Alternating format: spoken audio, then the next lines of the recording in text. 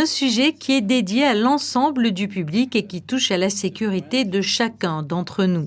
Ces derniers jours, il y a eu un certain nombre d'hameçonnages par mail à Monaco, des attaques entraînant des risques de corruption.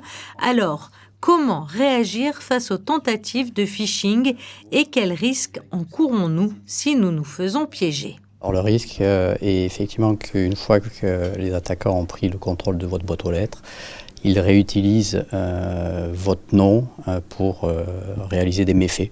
Donc utiliser vos comptes en banque, les sites habituels sur lesquels vous travaillez ou vous utilisez dans votre vie au quotidien. Lorsqu'on vous demande de cliquer sur un lien, posez-vous la question, est-ce que je connais cette personne? Est-ce que je connais cette entreprise? Si je n'ai pas de relation habituelle avec elle, là aussi encore, supprimez le mail, ça sera plus simple et ça évitera les catastrophes. Des solutions ont donc été trouvées pour protéger les résidents de la principauté. Des campagnes de prévention ont été lancées par Monaco Télécom et par le gouvernement.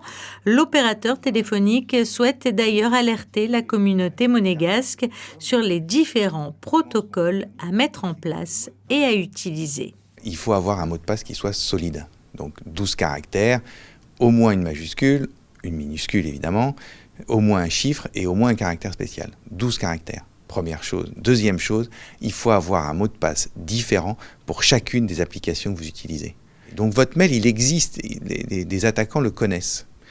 Si votre mot de passe est trop facile, eh ben, ils vont finir par réussir à rentrer dans votre boîte.